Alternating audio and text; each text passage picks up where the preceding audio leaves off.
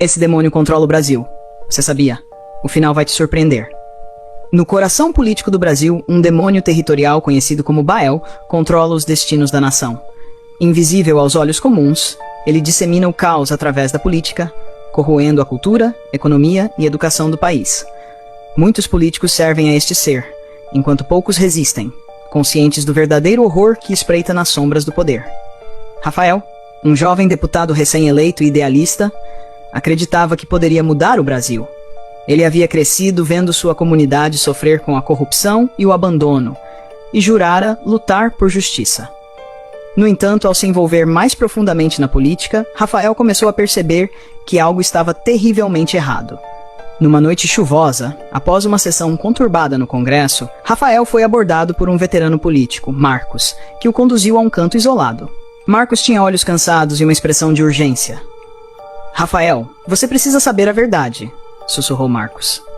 Este lugar é governado por algo muito além da ganância humana. Bael controla tudo. Rafael franziu a testa, confuso. Do que você está falando, Marcos? Você está dizendo que um demônio controla o governo? Marcos assentiu gravemente. Não só o governo, mas também a cultura, a economia e a educação. Ele usa os políticos como peões, disseminando caos e destruição para manter seu poder.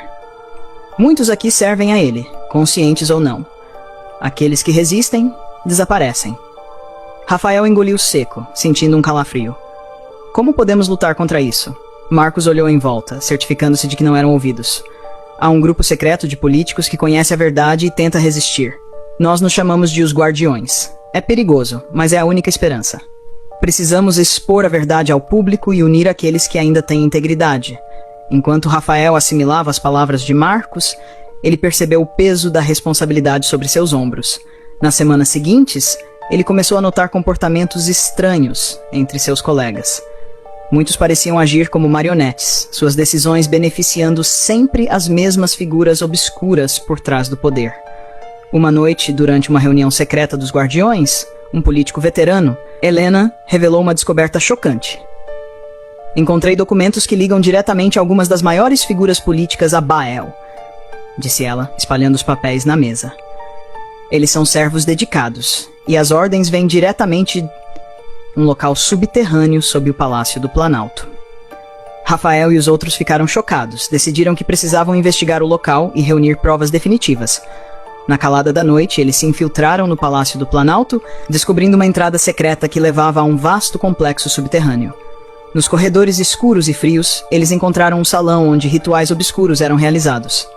Figuras encapuzadas murmuravam em uma língua antiga, e no centro, uma figura imponente, envolta em sombras, parecia comandar tudo. Quem ousa invadir meu domínio? A voz de Bael ecoou, fazendo tremerem. Rafael, lutando contra o medo, deu um passo à frente. Não vamos permitir que você destrua o Brasil. A verdade será revelada. O demônio riu, uma risada que parecia vir de todos os cantos. Vocês insignificantes mortais, pensam que podem me derrotar? Eu sou o caos, a sombra por trás do poder. Enquanto houver ganância e corrupção em seus corações, eu serei invencível. Os Guardiões conseguiram escapar com provas suficientes, e Helena imediatamente organizou uma transmissão ao vivo, convocando a população para uma manifestação em frente ao Congresso.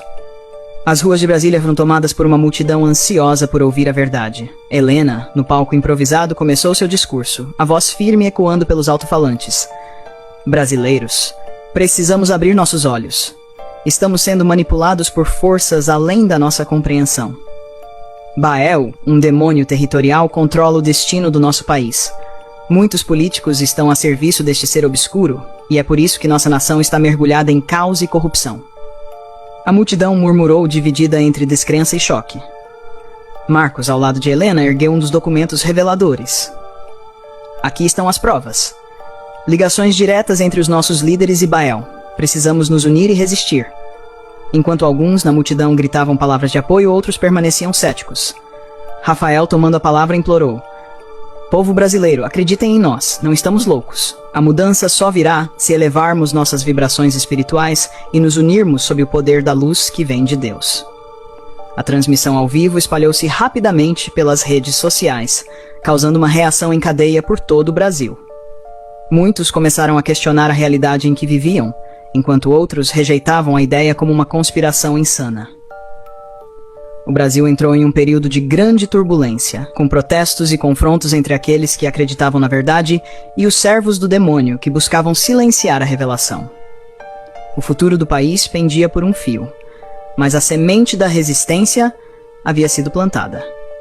Lembre-se, a verdadeira mudança só ocorrerá quando grande parte do povo elevar suas vibrações espirituais e se unir sob o poder da luz divina.